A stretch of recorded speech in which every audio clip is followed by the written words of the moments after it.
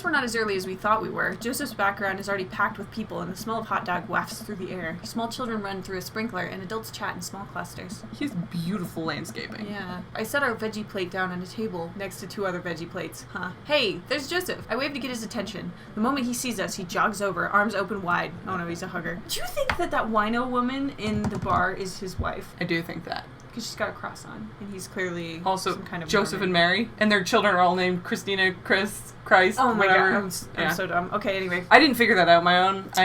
When okay. I was looking up who was voice acting. This cord is tickling me. I know, it's the worst. Welcome. I'm so glad you two are here. And you brought veggies. Oh. Let me introduce you to my family.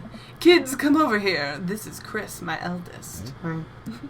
This is Christian and Christy. They're twins. Hey. They stare creepily and say nothing. Then, of course, there's our youngest, Krish. Krish. Joseph is not an option. He wasn't before, but now he's really not an option. Because he named his youngest child Krish? Yes. Mary! He's a baby, too. Wow. Oh, she's getting drunk in the bar and she's a newborn? Well, probably not She's newborn. got wine milk? Yeah. Wait, where's Krish? Maybe Mary put him in his crib. Oh no, it's the woman from the bar the other night. What is she doing here? This is bad. She's just hitting on us. Yeah, what is she doing also? Just, like, itching her, like, between her bra? Yeah. Oh, and now how could I forget my lovely wife, Mary?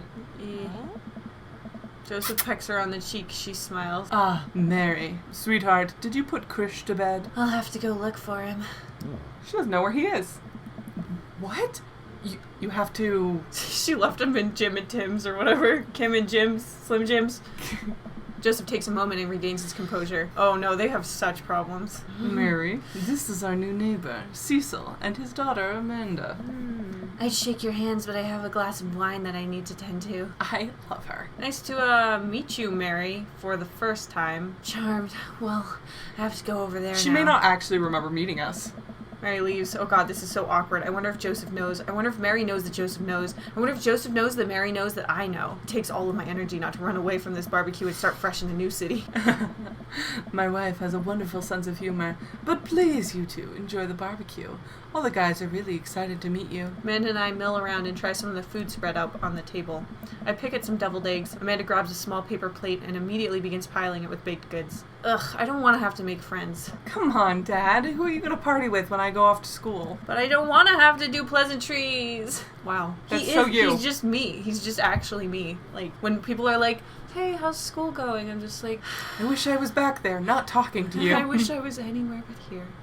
Like, hey, what's your plan for the future? Now My favorite thing is when dentists do that. Dad. Ugh, they're gonna talk about the weather. Go. Do it. Make a friend. But how could I possibly abandon my only child at a social function? That's bad parenting. This plate of cookies is my new dad. Goodbye. Amanda shoves me into the center of the yard. Well, here goes nothing. I look around the party and am surprised to see some familiar faces. Isn't that the barista from the coffee spoon? Matt! Didn't I meet... yeah, you did. He propositioned you. Are you kidding me? You don't remember him? Didn't that guy throw a frisbee at my head?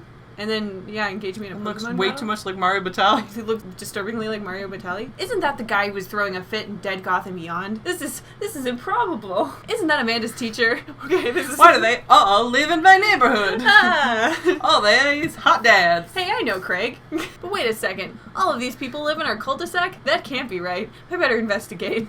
Talk to Matt, Hugo, and Craig. I want to talk to Matt. I don't really want to talk to Hugo, though. And I really want to talk to Damien, but... Hugo is fun to talk to. Craig we can ignore. We just want to talk to Matt, because he's... Wait, no, I was thinking of Brian. Craig we also like. Craig, yeah. Yeah. Craig is good. Who would choose Burger Robert? time! Yeah! Beep, beep, beep, beep, Just like immediately. just shoving. No one can talk to me if my whole mouth is full of meat. Matt, Hugo, and Craig. Yeah, I really don't want to talk to Brett. Yeah. Whoa!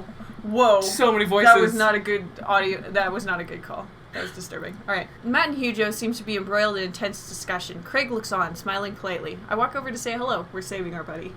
He doesn't like this conversation. Well, I don't think it's fair to try to compare two art movements like that. Art school miss. You've yelled at me for saying I love Art Nouveau, and you've been like, but who? Because I'm just talking about Muka.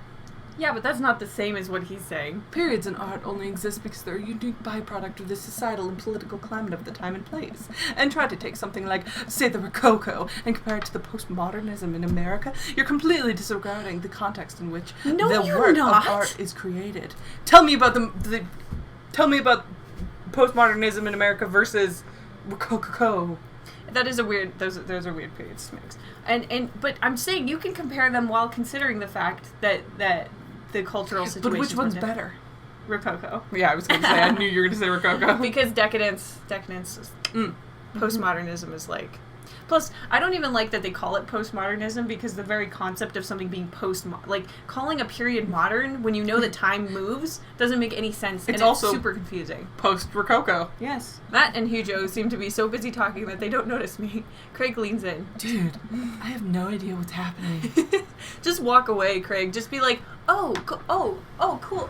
Hey, all right. Anyway. Hey, buddy. Listen. Hey, Hey. Good to see you again. Oh, okay. Hey, look at this food over here. That's cool. Veggie plates, my favorite. I'm glad there's 3 of them. I really want to get I want to be there for our friend, but I'm curious about how this conversation is going to go, and I love Matt.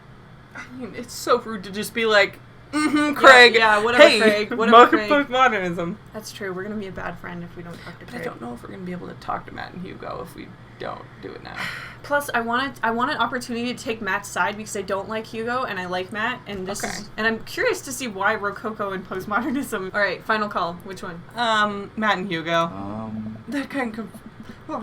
That kind of comparison just eliminates the reason art movements are so important in the first place. You're not wrong, but I think there's no harm in comparing one work of art to another. You could definitely say one painting is better than another if you're evaluating technical skill from a purely formalist standpoint. That's right. If I showed you a Matisse and then something by the Dutch masters, which one would you say shows more technical prowess? I really don't like Dutch paintings, but...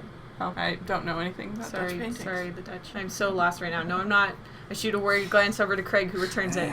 Well, sure, you could say the Dutch masters were technically more skilled, but I would argue that while the Dutch masters were better painters, Matisse had better paintings overall. I hate that I agree with you, HUGO. Like, if you think about, okay, so the thing about the Dutch masters, the one that they're referring to, Are you being Craig right now? I'm sorry. All right, I'll stop. No, I actually am genuinely interested in what you're about to say, except I have no background. The Dutch masters were very close to, like, realism and stuff, and... They did lots of like peasant paintings, which is interesting. They showed like modern life and I mean at the time.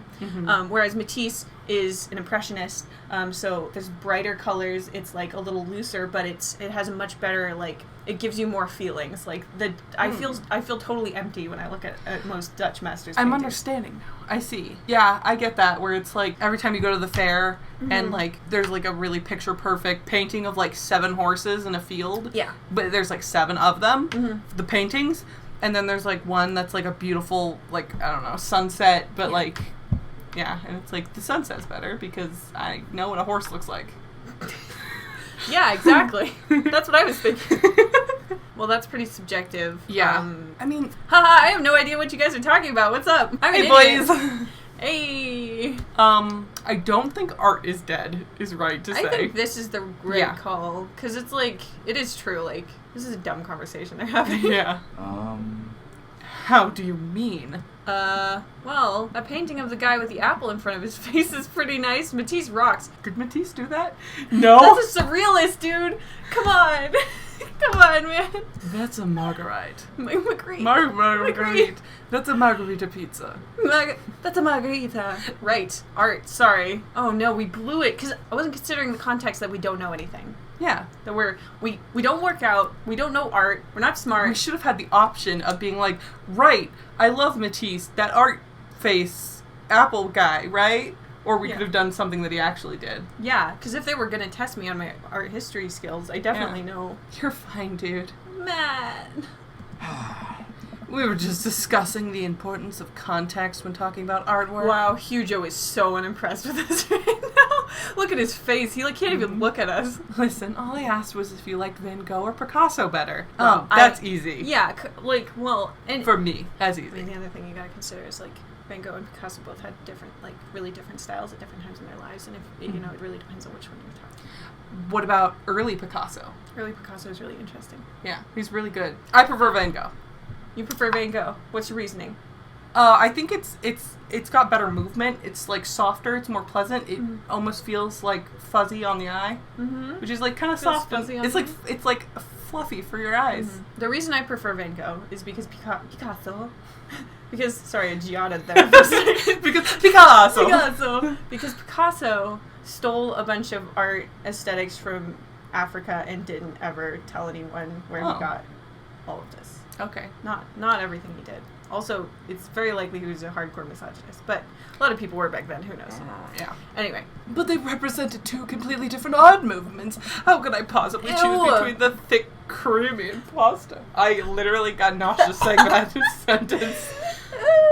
Or post-impressionism and the abstractionist beauty of cubism. First of all, okay. Are you suggesting that you don't think Picasso's paintings involved impasto? Because that's... What is impasto? Ignorant. Because all I can think of is, like, just pure Alfredo sauce. Just eating it. Yeah. Man, I'm hungry. Like, I could totally go... I was hungry. I could crush a thick, creamy impasto right now. I'm sorry. You have chills. Oh, God. Like, I was Everything hungry about a second Hugo ago, and now I'm nauseous. I hate Hugo. Impasto means the, like, thick application of paint. Yeah. I think that's cool. Impressionists do that. It's like a 3D. So did Picasso. Man, that's all way above my head. Cecil, you're a fool. Did you even go to college? Oh. Craig, that's not an appropriate response to what I just said. Bruh, me too. Hey, it's all good, man. The cool thing about art is that we all perceive it differently. A single piece could have totally different effect on each person that looks at it, and that's awesome. I think we picked the right choice for him. Yeah, I think so too. Subjective. Yeah, definitely. Oh. Just 1 minute about that. Oh my God, Hugo, walk away. Get some hummus. He looks like a hummus man. He is a hummus man. But he calls it hummus. Would you like some hummus? He probably brought the hummus. Hugo, please.